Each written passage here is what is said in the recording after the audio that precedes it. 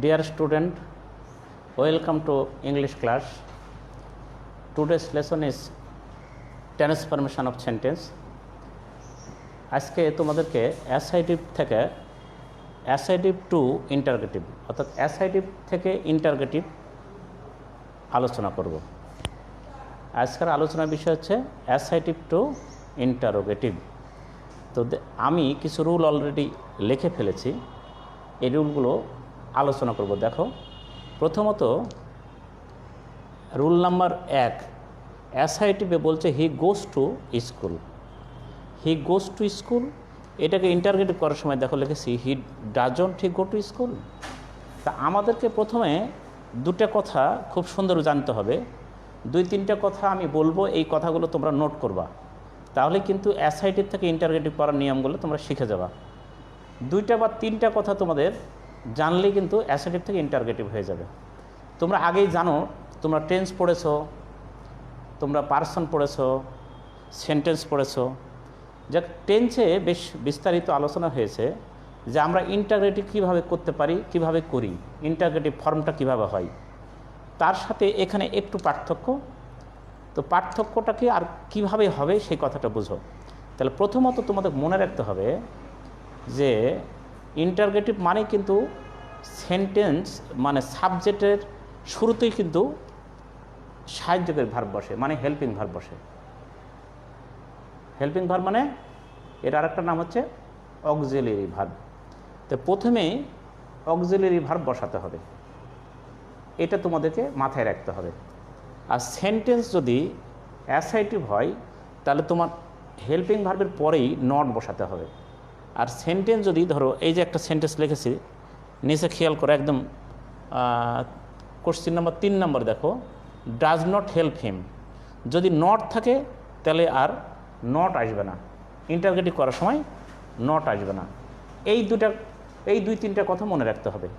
আমরা আগে থেকে জানি যে যখন ইন্টারগেটিভ করব কোনো সেন্টেন্স, তাহলে কি হবে, আমাদেরকে অক্সিলারি ভার্ব বা হেল্পিং ভার্বটা শুরুতেই বসাতে হয়, এটা আমরা আগে জানি।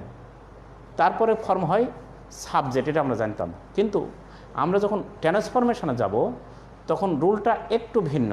ভিন্নটা কি, তোমার সেন্টেন্স যদি অ্যাফার্মেটিভ হয় তাহলে নেগেটিভ করার সময় তোমাকে এই যে অ্যাসাইটিভ সেন্টেন্সের আবার 2টা ফর্ম আছে, অ্যাফার্মেটিভ আর একটা নেগেটিভ। তাহলে এটা অ্যাসাইটিভ সেন্টেন্স বটে, তার মধ্যে এটাকে বলা হচ্ছে অ্যাফার্মেটিভ।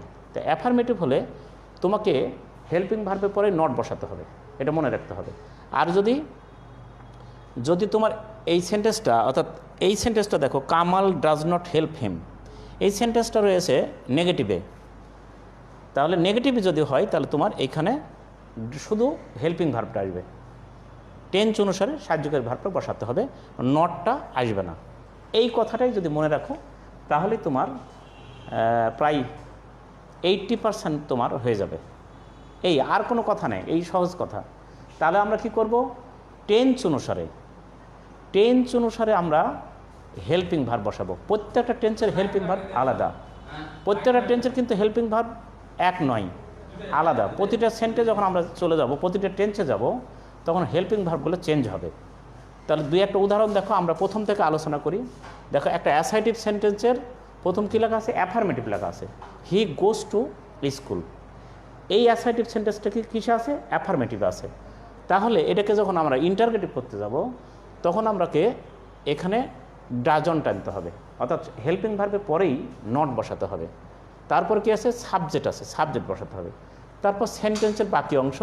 আর গোয়ের সাথে ইএসটা উঠে গেল কেন, গোয়ের সাথে যে ইএস ছিল সেটা উঠে গেল কেন, এখানে ডুয়ের সাথে ইএস যখন হয়, ডুকে ডাজ যখন করা হয়, তখন মূল ভার্বের সাথে অর্থাৎ প্রিন্সিপাল ভার্বের এস বা ইএস থাকলে সেটা উঠে যায়। এটা আমরা টেন্সেও শিখেছি। তাহলে তোমাদের সমস্যা এখানে নাই, তাহলে বুঝতে পারলাম নিশ্চয়ই। এটা এর দ্বিতীয়টা দেখো, হি ডিড দ্য ওয়ার্ক।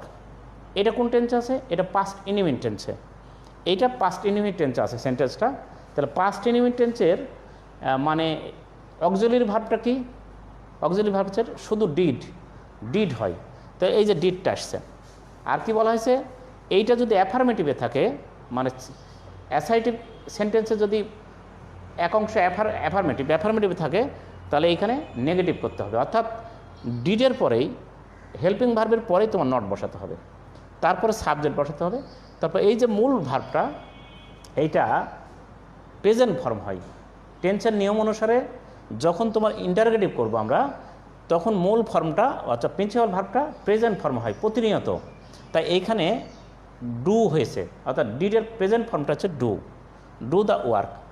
তাহলে কী হলে didn't she do the work, এই তাহলে দুটা দিলাম। এবার 3 নম্বর নিয়ম দেখো কি বলা হয়েছে। 3 নম্বর রুলে আছে Kamal does not help him. Kamal does not help হিম, তাহলে এইটা কিন্তু অ্যাসার্টিভের কোন অংশ?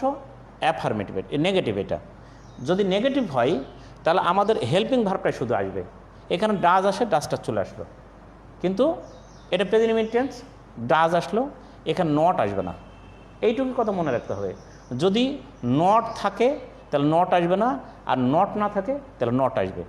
এইটাই কথা মনে রাখলেই হয়ে গেল। আর হেল্পিং ভার্বটা আমরা আগে থেকে জানি, এখনও বলছি যে সাবজেক্ট আগে, হেল্পিং ভার্বটা আসবে। এই হচ্ছে সাদামাটা কথা। অ্যাসার্টিভ থেকে ইন্টারোগেটিভ করার খুব সহজ কথা।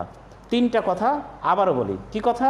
যে তোমাকে যে টেন্স সেই টেন্স অনুসারে প্রথমে হেল্পিং ভার্ব বসাতে হবে, অর্থাৎ অক্সিলারি ভার্ব বসাতে হবে। আর সেন্টেন্স যদি অ্যাফার্মেটিভ হয় তাহলে তোমাকে নট আনতে হবে, অর্থাৎ যদি নট না থাকে, কোনো সেন্টেন্সে নট না থাকলে তোমাকে হেল্পিং ভার্বের পরে নট বসাতে হবে, তারপর সাবজেক্ট বসাতে হবে, তারপর মূল ভার্ব থেকে বাকি অংশ। আর কি, যেটাতে তোমার নেগেটিভ, অ্যাসার্টিভের 2টা ফর্ম আছে, একটা নেগেটিভ, যেমন এখানে দেখা আছে he Kamal does not help him. এই নেগেটিভ যখন হবে তখন তোমার নট আর আসবে না, শুধুমাত্র তোমার টেন্স অনুসারে হেল্পিং ভার্বটা আসবে, অর্থাৎ এখানে ডাজ চলে আসলো। এরপরে দেখো আরেকটা নিয়ম আছে। নিয়ম মানে নিয়ম, অন্য নতুন কিছু নিয়ম না, ঠিক এটা বি ভার্বের গঠন। He is a doctor. এখানে দেখো প্রিন্সিপাল ভার্ব নাই, কিন্তু ইজটা কিন্তু প্রিন্সিপাল ভার্বের দায়িত্ব পালন করছে। এখানে আমরা আগেই জানি যে এম, ইজ আর, ওয়াজ আর এগুলো বি ভার্ব, অর্থাৎ এইগুলো হেল্পিং ভার্ব। কিন্তু এইখানে কিন্তু এরা প্রিন্সিপাল ভার্ব যখন থাকে না তখন হেল্পিং ভার্বই কিন্তু প্রিন্সিপাল ভার্বের দায়িত্ব পালন করে, অর্থাৎ এরা তখন প্রিন্সিপাল ভার্ব হয়ে যায়। তাহলে এখানে আমরা ইজটাকে, এখানে একটাই ভার্ব আছে ইজ, তাহলে ইজটাকে আমরা আগে আনলাম। আমরা জানি ইন্টারোগেটিভ করার সময় প্রথম কাজই আমার হচ্ছে আমাকে হেল্পিং ভার্বটাকে আগে আনতে হবে, তারপরে নট না থাকলে নট বসাতে হবে। তো সেন্টেন্সে এটাতে নট নাই, তাহলে এখানে নট বসাও, সহজ কথা। আর কি, সাবজেক্ট, তারপর বাকি অংশ। তাহলে একই নিয়মে চলছে, কিন্তু এটা বি ভার্বের গঠন, অর্থাৎ সাহায্যকারী ভার্বের গঠন। এরপর দেখো একটা দিয়েছি, হি ওয়াজ নট ইটিং রাইস। এটা কিন্তু পাস্ট কন্টিনিউয়াস টেন্স। তো যেই কন্টিনিউয়াস টেন্সই হোক না কেন, সেই কন্টিনিউয়াস টেন্স, যে কন্টিনিউয়াস টেন্সই হোক না কেন, এখানে সাহায্যকারী ভার্ব রয়েছে, আমরা দেখতে পাচ্ছি সাহায্যকারী ভার্ব। তাহলে ওয়াজটা প্রথমে বসাও। তাহলে ইন্টারোগেটিভ করার সময় কী করতে হবে? আমাদেরকে সর্বদা প্রথম কাজই হচ্ছে আমাদেরকে হেল্পিং ভার্বটাকে সর্বপ্রথম বসাতে হবে। তারপর কি দেখো, এখানে ওয়াজ নট আছে, নট মানে নেগেটিভ। তাহলে নট যদি থাকে তাহলে তোমাকে ইন্টারোগেটিভ করার সময় নট আনা যাবে না। আর তারপরে যে কথা আছে, হি থেকে, সাবজেক্ট থেকে বাকি অংশটা বসিয়ে দিয়ে কোশ্চিন মার্ক দিতে হবে। এটাও খেয়াল রাখতে হবে, ইন্টারোগেটিভ সেন্টেন্স তুমি পুরোটাই ঠিক করলা কিন্তু কোশ্চিন মার্ক দাওনি, তাহলে কিন্তু সেইটা ভুল, সেটাতে তোমার ঠিক হবে না। তাহলে এই কয়েকটা কথা মাথায় রাখলে কিন্তু অ্যাসার্টিভ থেকে ইন্টারোগেটিভ হয়ে যাবে। তুমি যেই রুলেই জানো কেন, এটা হচ্ছে কমন একটা রুল, এটা মাথায় রাখতে হবে। তা আমি যে কথাগুলো বললাম এই কথাগুলো খাতায় নোট করবা, তাহলেই তোমাদের হয়ে যাবে। তাহলে আমরা আরেকটু আলোচনায় যাই, এরপরে আরও দেখো 2-1টা আলোচনায় যাই।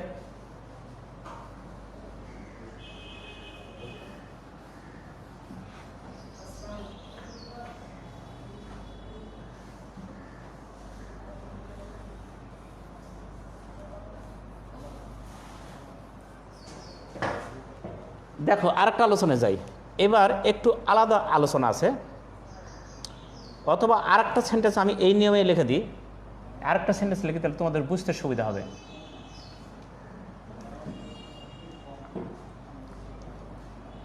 She will not be doing the work এই সেন্টেন্সটা আগের নিয়মেই হবে। দেখো কি আছে এখানে, হেল্পিং ভার্ব উইল আছে, তো উইল আগে আনতে হবে। আগেই বলেছি যে হেল্পিং ভার্বের কাজ আগে, তারপর এখানে নট আছে, নট থাকলে এখানে নট আসবে না, তারপর কী হবে, তাহলে এবার সাবজেক্ট হবে, তারপর বাকি অংশ। এটাও ঠিক আগের যে নিয়ম, আগের যে কথাগুলো বললাম সে কথাগুলোই মনে রাখতে হবে। আর কোশ্চেন চিহ্ন। এইবার দেখো আমি আরেকটা নিয়মে যাচ্ছি। কি নিয়ম দেখো, আরেকটা নিয়মে যাচ্ছি। এটা তাহলে আমরা 4 নম্বর করলাম, 4 নম্বর না, আমরা হচ্ছে ওটা 6 নম্বর, 5 নম্বর পর্যন্ত আমাদের হয়ে গেছে। এবার আমাদের এটা 6, তারপর আমরা 7 নম্বর আলোচনা করব, তারপর 8। আচ্ছা দেখা যাক, আমরা আগে 6 নম্বর আলোচনা আমাদের হয়ে গেল। এবার 7 নম্বর আলোচনা কি আছে, যে এভরিবডি। দেখো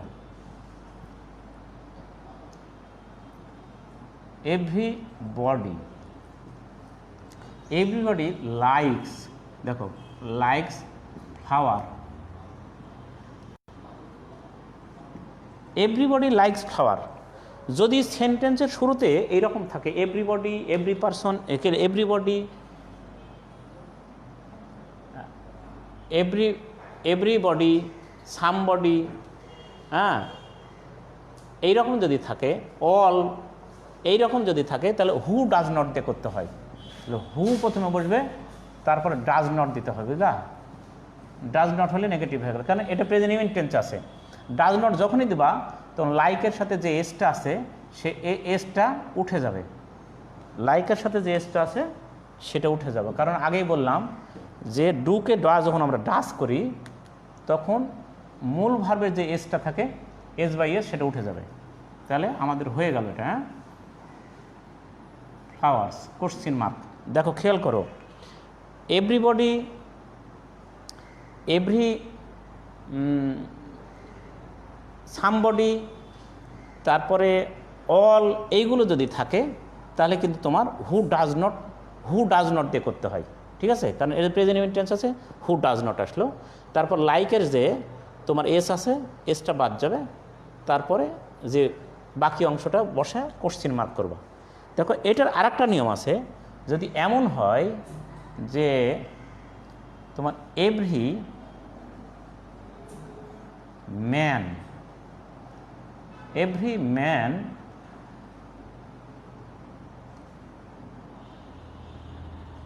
loves his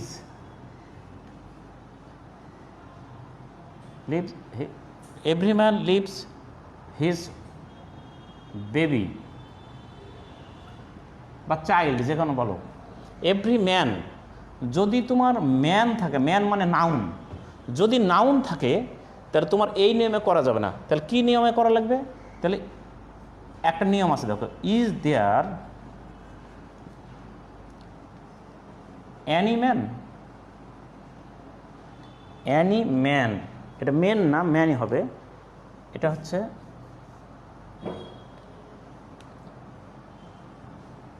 এই কথাটা লিখতে হবে, তারপরে হু ডাজ নট দিতে হবে। হ্যাঁ, হু ডাজ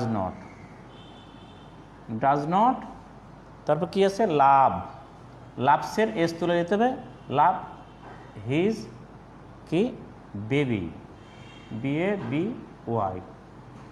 তাহলে এইটা একটা নিয়ম গেল। দেখো একই জিনিস কিন্তু এভরিবডি, এখানে যখন এভরিবডি এইরকম থাকবে, যখন ম্যান মানে কোনো নাউন না থাকবে, তখন তুমি হু ডাজ নট দিয়ে করতে পারবা, এভরিবডি, অল, হ্যাঁ এরকম। কিন্তু যখন তুমি দেখবা যে ব্যক্তি থাকবে, কোনো ব্যক্তি, এভরি ম্যান আছে, এভরির সাথে যখন ম্যান থাকলো অর্থাৎ নাউন, এটা খেয়াল রাখবা, যদি নাউন থাকে তাহলে কিন্তু নিয়মটা আলাদা হবে। কি নিয়ম হবে? প্রথমেই লিখতে হবে ইজ দেয়ার অ্যানি ম্যান, লেখা who does not love his baby, এই নিয়মে তোমাকে করতে হবে। তাহলে হু ডাজ নট এটা থাকবে, এখানেও হু ডাজ নট আছে, এখানেও হু ডাজ নট আছে, দেখো। কিন্তু তার আগে তোমার ইজ দেয়ার অ্যানি ম্যান, অর্থাৎ নাউন থাকলে কিন্তু এই নিয়মে করতে হবে, ইজ দেয়ার অ্যানি দিয়ে করতে হবে। হ্যাঁ, এইবার আরেকটা নিয়ম আছে, দেখো। এবার আমরা 9 নম্বর রুলে যাই। 9 নম্বর রুলে কি আছে দেখো, no body, BODY, nobody helps him। তাহলে নোবডি যদি থাকে তাহলে খুব সহজ নিয়ম দেখো, নোবডি যদি থাকে তাহলে তুমি শুধু হু বসায় দেবা, হু, হু দিলে আর কোনো নোবডিটা তুলে দেবা, who helps him, who helps হিম। তাহলে আমরা 9টা নিয়ম অলরেডি শিখে গেলাম, তাই না? এই 9টা নিয়ম তোমরা যদি পারো তাহলে তোমাদের প্রায় 95% শিখে গেলা, আর একটু অল্প বিস্তর হয়তো আলোচনায় আছে। তাহলে আমরা আবারও বলছি, এভরিবডি, অল, তারপরে এভরি, সামবডি, এইগুলো থাকে। যদি সামবডি নয়, তুমি এভরি দিয়ে শুরু করো, এভরি দিয়ে থাকবে। সামবডি সাধারণত এই নিয়মে হবে না, এই নিয়মে করা যাবে না, তুমি এভরিবডি দিয়ে করবা। এভরিবডি, এভরি, তারপর অল, এইগুলো যখন থাকবে তখন তুমি হু ডাজ নট দিয়ে করবা, ঠিক আছে? আর যদি এভরির পর ম্যান থাকে, অর্থাৎ পার্সন থাকে, এভরি ম্যান হোক, এভরি মাদার হোক, তখন কিন্তু এই নিয়মে করতে হবে, ইজ দেয়ার এনি ম্যান, এইভাবে করতে হবে। আর নোবডি যদি থাকে তাহলে সোজা সোজা নোবডি তুলে দিয়ে শুধু হু বসিয়ে দেবা, আর কোনো পরিবর্তন করা লাগবে না। এটা অন্য নিয়মও করা যাবে, এটা সবচেয়ে সোজা নিয়ম। তাহলে এই 9টা রুল আজকে আমি আলোচনা করলাম।